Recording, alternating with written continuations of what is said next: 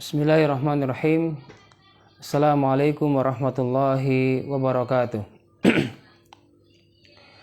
Alhamdulillah. Alhamdulillahil karimir rahman. 'Allamal Qur'an. Khalaqal insana 'allamahul bayan. Asyhadu an la ilaha illallah wahdahu la syarikalah wa asyhadu anna Muhammadan abduhu wa rasuluhu fala nabiyya ba'dah. Allahumma shalli wa sallim ala hadzal nabiyil karim Muhammadin wa ala alihi wa ashabi ajma'in wa ba'd. Subhanaka la ilma lana illa ma 'allamtana innaka antal alimul hakim. Rabbana zidna ilma. Allahumma ati nufusana taqwaha zakkiha anta khairu man zakkaha anta waliyuha wa maulaha.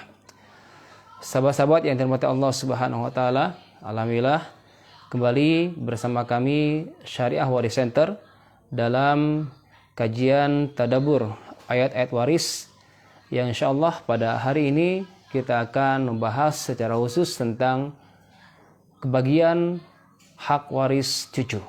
Baik, insyaallah. Baik, perlu diketahui bahwasanya kami tekankan kembali, bicara masalah waris itu bukan hanya bicara angka-angka, tapi lebih menekankan kepada bicara keimanan, di mana Allah Subhanahu wa taala yang telah menetapkan bagian-bagian tersebut. Tidak ada campur tangan makhluknya, baik itu para rasul maupun para malaikat, itu semuanya tidak ada campur tangan sekali. Allah berfirman dalam hadis kursinya, innallaha qad a'ta kulladzi haqqin haqqahu fala wasiyata liwaris. Ya, sungguh Allah telah menetapkan hak waris ini untuk para ahli warisnya. Ya, maka di sini perlu kita imani bersama bahwasanya semua bagian-bagian itu ternyata telah ditetapkan oleh Allah Subhanahu wa taala. Sahabat yang dirahmati Allah Subhanahu wa taala, kepada sahabat-sahabat yang akan bertanya nanti silakan bisa masuk ke kolom chat ya, insyaallah, dan semampu kami akan menjawab tentang pertanyaan yang disampaikan tersebut. Baik, berbicara tentang bagian cucu, pertama kita harus sepakat dulu tentang siapakah yang dimaksud cucu dalam kewarisan Islam. Ya, ternyata tidak semua cucu. Ya, jadi yang kita sepakati ini ada beberapa istilah. Ini mungkin kelemahan dalam bahasa Indonesia ya. Kalau bahasa Arab itu enak dan simpel ya. Jadi kalau ring pertama itu disebut anak ya, kalau bahasa kita nih. Ring kedua apa? Cucu. Setelah cucu apa? Cicit. Kemudian jangga wareng, udag-udag, gantung siwur. Nah, itu kan istilahnya. Yang masalahnya di sini ada cucu yang dari jalur anak laki-laki, ada cucu yang dari jalur anak perempuan. Nah, ini kita bingung mengistilahkannya. Bagaimana istilah bahasa Indonesianya, gitu kan ya? Ada cucu jalur laki-laki, berarti ini anak-anak dari anak laki-laki, ya. Misalkan contoh, ada keluarga, misalkan punya anak 2, ya. Budi dengan Dewi, misalkan ya. Budi punya anak, gitu kan ya. Dewi pun punya anak. Nah, ini kira-kira istilah kita cucu ini apakah sama atau beda? Nah, kayaknya kan sama, cucu semuanya. Tapi kalau bahasa Arab ini dibedakan, ya. Ada ibnun, anak laki-laki, ada bintun, anak perempuan, ya. Kemudian kalau cucu-cucunya itu disebut ibnu ibnin, anak laki dari anak laki. Bintu ibnin, anak perempuan dari anak laki-laki. Jelas gitu kan ya. Kalau dari anak perempuan, cucunya bahasa Arab adalah ibnu bintin, anak laki dari jalur anak perempuan. Kalau cucu perempuannya disebut bintu bintin, ya, anak laki dari jalur anak perempuan dari jalur anak perempuan. Nah, di sini kita akan kebingungan dengan istilah-istilah tersebut. Nah, maka di sini perlu sahabat-sahabat paham bersama, yang kita bahas hari ini cucu adalah terfokus yang menjadi ahli waris adalah cucu dari jalur anak laki-laki. Ya. Ini kalau bicara cucu, ya. Berarti ini ring kedua. Berarti yang dimaksud ketika kita bahas cucu dalam bahas ini adalah dipastikan dulu. Ini adalah cucu-cucu dari jalur anak laki-laki. Bukan cucu-cucu dari jalur anak perempuan. Wah, ini mulai nih sentimennya mulai muncul. Oh, kenapa seperti ini? Kenapa cucu dari perempuan kok nggak masuk? Ya, sebenarnya masuk semuanya karena bergilir. Ya, jadi kalau misalkan tadi ya ilustrasinya Budi dengan Dewi, misalkan ya, ketika bahas Budi, oke, cucu ini dapat, gitu kan ya, dan cucu dari Dewi ini nggak dapat. Kalau kita bahas dari keluarga Budi dan Dewi. Tapi kalau misalkan Budi ini punya istri, gitu kan ya, ibunya anak-anak ini, maka anak tadi nggak dapat dari jalur ibunya. Sama Dewi, ketika bicara suaminya Dewi, ketika jalur suami ini itu dapat cucu-cucu ini. Jadi ini gantian, gitu kan ya. Jadi tidak kompak semuanya, tapi diambil satu-satu saja, hanya dari jalur laki-laki saja. Nah, mungkin di skema ini yang saya buatkan, di sini ada mayit, gitu kan ya, ada furu ini keturunan, di sini ada anak laki-laki, ada anak perempuan. Garis yang kedua, ring yang kedua itu adalah keturunan dari jalur anak laki-laki, ya. Ada cucu laki-laki, ada cucu perempuan dari garis jalur laki-laki, ya. Sedangkan cucu dari garis perempuan ini enggak ada, ya. Tidak termasuk kategori ahli waris. Ini maksudnya kategorinya adalah zawil arham, ya, atau kelompok yang ada kerahiman saja. Jadi mohon disepakati sahabat-sahabat, yang kita pelajari hari ini adalah cucu-cucu, baik itu cucu laki-laki maupun cucu perempuan dari jalur anak laki. Jelas ya ini skemanya. Ya, cucu ini ya kita bahas ini adalah dari jalur anak laki-laki ini, ya. Kita bahas ini dulu tuntas ya, ke bawah dulu sebelum ke atas ya, karena orang tua atau ayah ibu ini akan dipengaruhi oleh ada dan tidak adanya al-walad. Ya, jadi cucu ini ngambil dalilnya masih di An-Nisa ayat ke-11 ya, karena kalimat walad itu yutlaqu 'ala dzakar wal unsa wa yutlaqu 'alal abna wal ahfad ya. Kalimat walad ini dalam tradisi kebahasaan bahasa Arab itu diperuntukkan untuk laki dan perempuan, dan bisa juga diperuntukkan untuk anak atau yang di bawahnya, cucu, cicit dan sebagainya. Nah, disebut al-walad ya. Yusikumullah fi auladikum lidzakari mislu hadil unsayain. Kalimat aulad ini dibahas anak dan para cucu. Nah, jelas ya. Jadi aulad di sini bisa maknanya anak-anak maupun cucu-cucu. Kemudian garis berikutnya, garis yang ketiga, ini sengaja skemanya hanya 2 garis saja, karena garis ketiganya ngikutin terus. Patokannya adalah turunnya dari jalur laki-laki. Ya, di sini berarti ya. Terus ke bawah, ya. Kalau bahasa kita ini cicit. Cicit laki, cicit perempuan dari jalur laki-laki. Nah, terus seperti itu, ya. Nah, ini perlu dipahami bersama. Nah, jadi jangan sampai ketika kita di lapangan ada yang datang, Ustaz, saya mau konsultasi, gitu kan ya. Anda siapa? Saya cucunya. Siapa yang meninggal? Kakek saya. Pas dicek ternyata cucu ini dari keturunan perempuan. Ya, jadi mohon maaf ya. Jadi yang nanya tadi ya secara hak waris nggak dapat ya. Tapi tetap ada istilahnya itu solusi ya. Ketika cucu dari jalur perempuan ini tidak dapat, bisa mendapatkan wasiat ya, atau bisa mendapatkan pemberian dari. Jadi ini yang harus sahabat-sahabat pahami bersama dulu di awal ya. Jadi pahami dulu tentang cucu yang kita maksud ini. Baik. Yang kedua, baik itu pembahasan anak maupun cucu dibedakan jenis kelamin. Ya, lagi-lagi jenis kelamin. Ya, karena di awal pun Allah mengatakan lidzakari mislu hadzil unsayain. Beda antara laki-laki dan perempuan. Ini secara fitrah berbeda, secara bagian pun berbeda, secara kewajiban pun berbeda.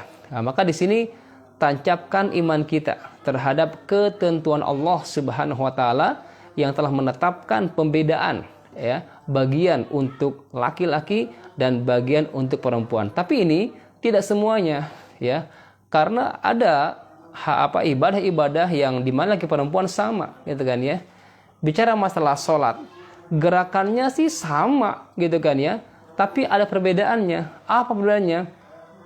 Kalau laki-laki itu nggak ada istilah libur sholatnya. Kalau perempuan ada liburnya, gitu kan ya. Ketika dia haid, ketika dia nifas, itu dia tidak sholat. Ya. Begitupun ketika puasa, ya ritualnya, retorikanya sama lagi perempuan. Nah, tapi kan yang bedakan tuh, ya kalau perempuan ada istilahnya itu syaratnya, yaitu dalam keadaan suci. Kalau dia sedang haid atau nifas, ya maka tidak diwajibkan baginya berpuasa. Nah, baik, disinilah yang kita harus kuatkan iman kita terhadap ketetapan Allah Subhanahu Wa Taala dalam hal pemisahan bagian antara bagian laki-laki dan bagian perempuan.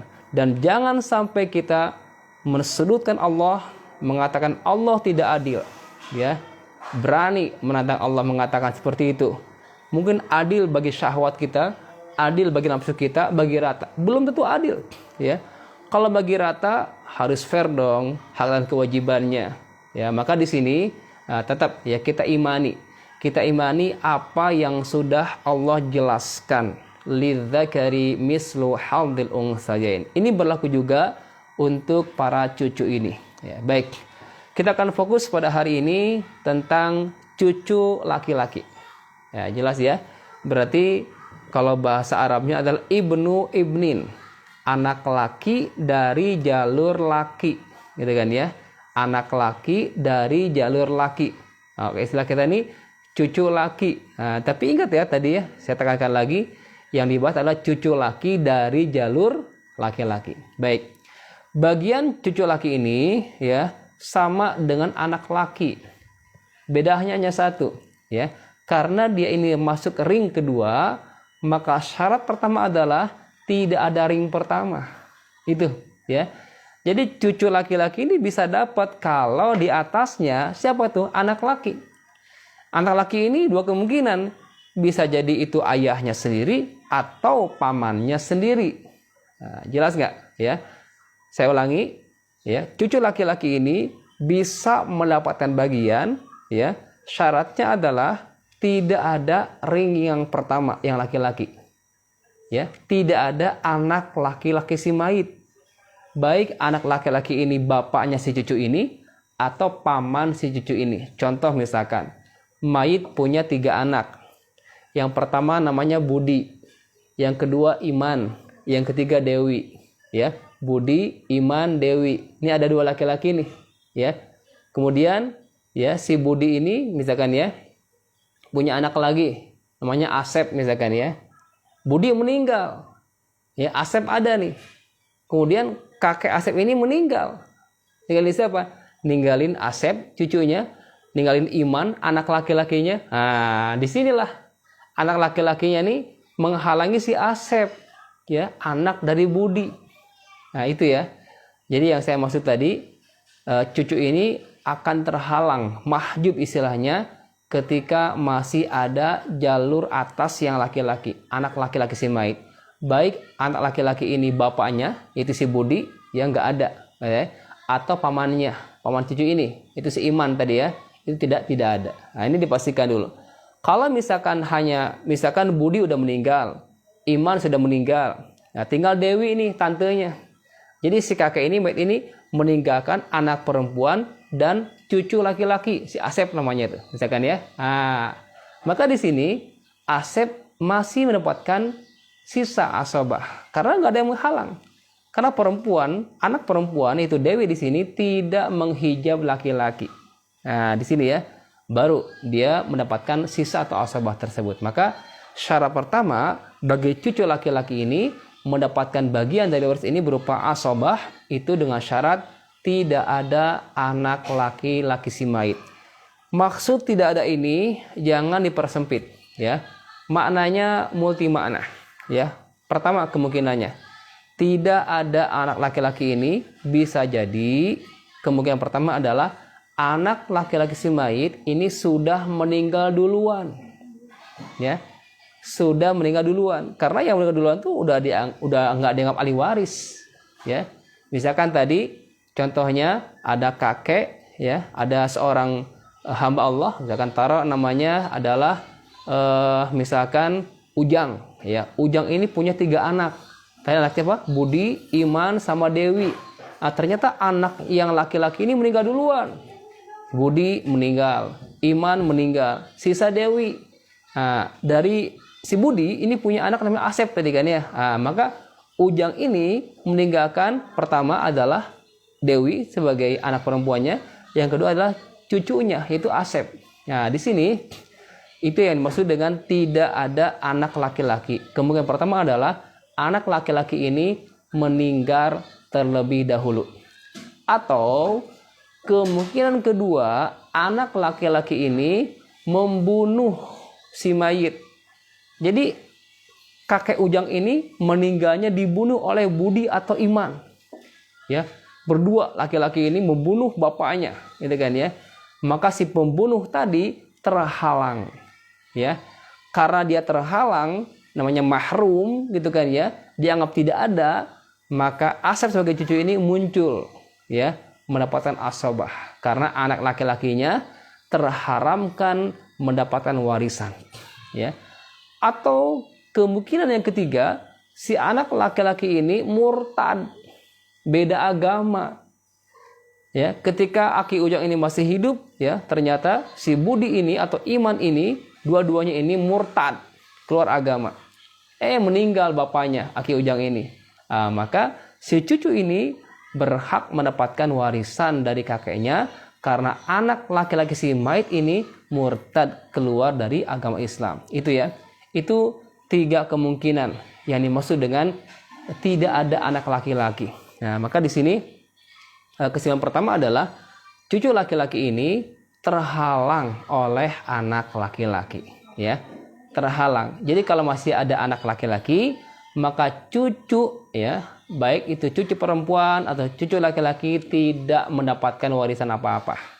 Selagi masih ada ring 1, ya, ring pertama atau ring 1 yang laki-laki ini, maka ring 2 itu nggak dapat apa-apa. Ya.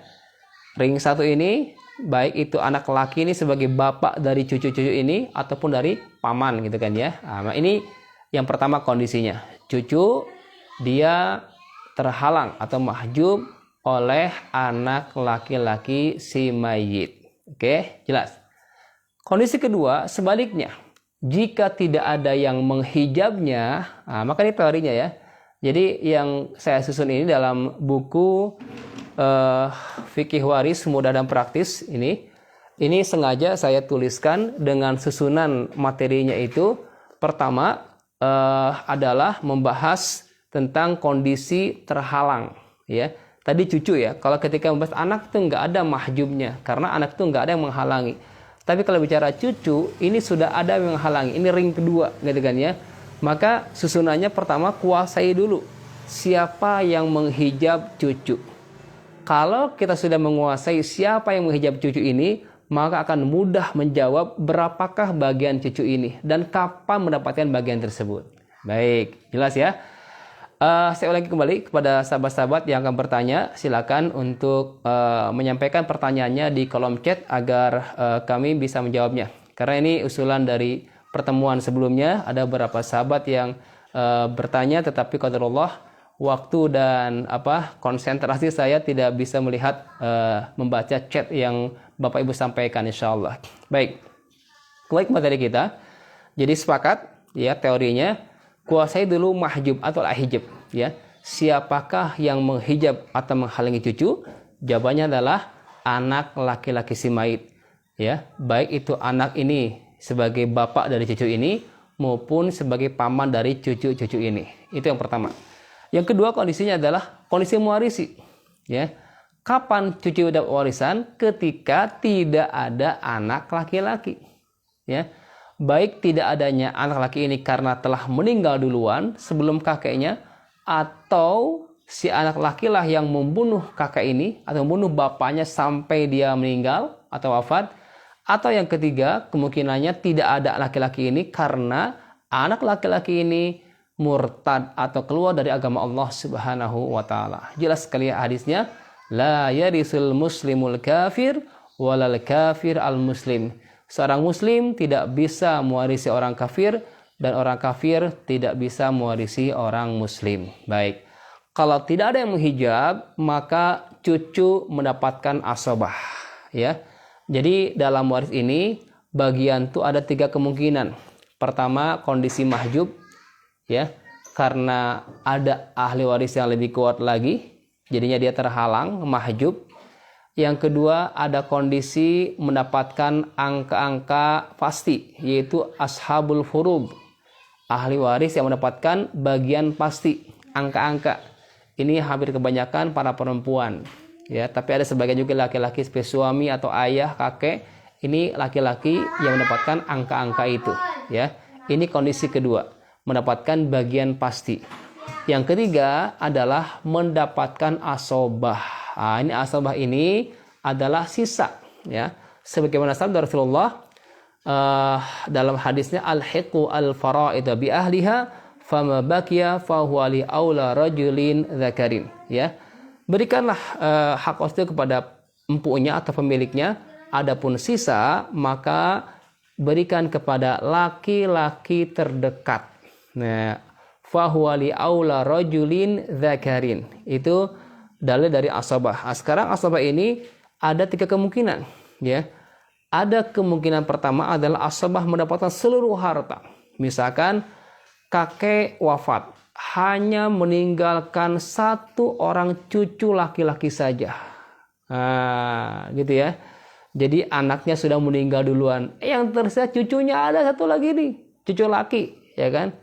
1 orang, gitu kan ya, atau 2 orang, atau 3 orang, terserah laki-laki semua. Maka cucu ini mendapatkan seluruh aset waris dari kakek yang wafat ini.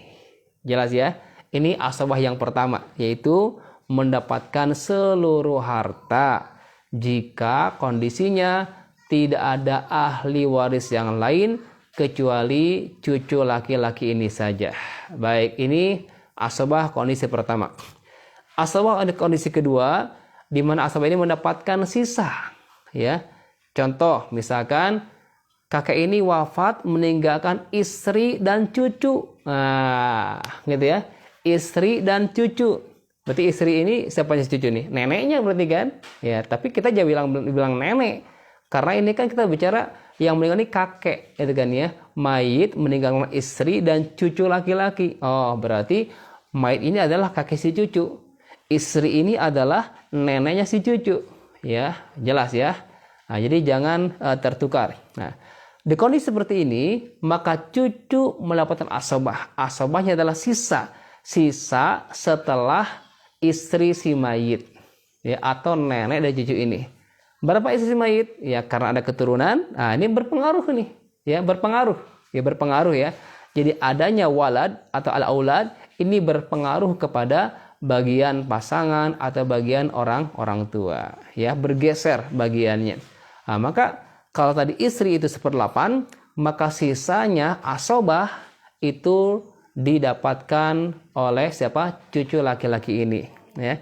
Atau kasus yang kedua, si kakek wafat, ya, seorang mayit wafat meninggalkan anak perempuan dan cucu laki-laki dari anak laki-laki yang telah wafat terdahulu, ya. Tadi misalnya tadi ya, Budi dan Dewi. Budi punya anak Asep. Budi wafat duluan, baru Ujang sebagai kakeknya. Maka pas Ujang ini meninggal sebagai kakek ini, meninggalkan Dewi, anak perempuan, dan Asep sebagai cucu laki-laki dari anak laki-laki. Nah, kalau seperti ini, kita ketahui bersama ya, anak perempuan berapa bagiannya? Setengah, gitu kan ya, karena sendirian. Nah, sisanya itu untuk cucu laki-laki. Oke, jelas ya. Jadi cucu laki-laki ini berapapun jumlahnya, itu dibagi rata. Mau 1 orang, mau 2 orang, 3 orang, semuanya dibagi rata. Baik, semuanya bicara waris ini tentunya setelah selesai hutang-hutangnya, setelah selesai wasiat-wasiatnya, baru bicara waris. Begitupun ketika asetnya, ya, aset si kakek yang wafat ini sudah harus jelas. Yang menjadi objek waris si kakek ini adalah pertama, harta bawaan si kakek sebelum menikah, gitu kan ya. Yang kedua, harta perolehan selama hidupnya. Yang ketiga adalah harta bersama setelah dipisahkan. Oke, saya ulangi ya. Jadi yang jadi objek waris si kakek baik ini ketika bahas cucu ini, pertama adalah harta bawaan si kakek sebelum menikah, gitu kan ya. Bawa apa kakek ini? Yang kedua adalah harta perolehan beliau semasa hidupnya, dari tabungannya, ya, dari apa lagi banyak, gitu kan ya. Aset yang dibelinya, itu perolehan beliau. Ini masuk objek waris. Dan yang ketiga adalah karena dari harta bersama. Baik, silakan Bapak Ibu dan sahabat-sahabat yang akan bertanya. Di sini ada atas nama Bapak Khair Umriza. Assalamualaikum. Oke, waalaikumsalam. Ini hanya menyapa salam saja, insya Allah. Saya jawab waalaikumsalam warahmatullahi wabarakatuh. Baik, jika ada pertanyaan silakan Bapak Ibu masuk ke kolom chat atau mungkin bisa bareng live ya sama saya, tinggal di add kameranya ya. Masih ada waktu sekitar 5 menit lagi saya berikan kepada Bapak Ibu, sahabat-sahabat. Jika ada pertanyaan silakan untuk disampaikannya ya, supaya lebih jelas lagi insya Allah. Baik, sambil menunggu pertanyaan, jika belum ada, kembali pada pembahasan kita tentang cucu laki-laki ini ya. Jadi dipastikan dulu objek warisnya itu jelas, gitu kan ya. Jelas itu milik si kakek yang wafat, dan jelas itu sudah apa istilahnya itu terpisahkan jika masuk kategori harta bersama, seperti itu ya. Jadi ini harus di-clearkan dulu ya. Harus akurat dulu dalam hal penentuan aset-aset yang ada. Jangan sampai yang dibagi itu, yang diselesaikan itu ternyata aset-aset yang bukan miliknya. Nah, ini khawatir nih. Maka kepada para ahli waris ya, ini jangan sampai kita ini terlena, tergoda dengan kilauan dunia berupa harta waris yang melimpah itu, tapi tolong cek dulu apakah almarhum yang wafat ini semasa hidupnya benar mendapatkan aset tersebut, ataukah ada informasi ya ternyata dihasilkan dengan cara-cara yang tidak benar. Maka bersihkan dulu aset waris tadi dari hal-hal yang kotor tadi, baru kita bicara masalah pembayaran hutang, kemudian pelaksanaan wasiat, baru terakhir adalah eksekusi penyelesaian masalah waris. Insya Allah ketika kita mengusung syariat ini, yakin keberkahan-keberkahan akan senantiasa Allah berikan kepada kita. Ingat, syariat waris ini labelnya satu, hukumnya sama dengan sholat, sama dengan zakat, sama dengan puasa Ramadan. Fardhatan minallah, kewajiban yang langsung Allah sendiri mewajibkannya ya. Jangan sampai kita ini rajin tahajudnya, rajin sholat ke masjid berjamaahnya, tapi bicara masalah waris maka dia tutup mata. Nggak boleh seperti itu. Baik.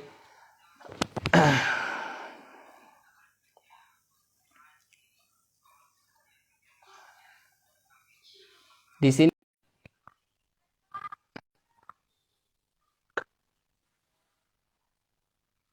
belum bergabung ya? Ya, silakan Ibu disampaikan Tapi pertanyaannya kalau udah mungkin. masalah apa itu emang pusing.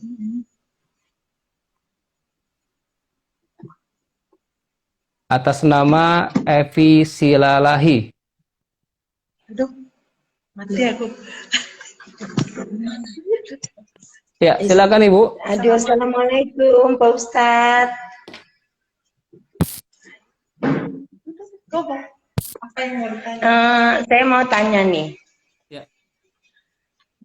Terus anak saya kan suaminya sudah meninggal dan dia keluar dari, kan mereka belum punya rumah, masih mengontrak. Ya. Tapi anak saya ini otomatis keluar dari rumah kontrakannya. Tapi rumah kontrakan itu dilanjutkan lagi dengan orang mertuanya dan diisi dengan adik iparnya. Sementara di dalam rumah itu masih adalah isi rumah itu yang ditinggalkan. Ya.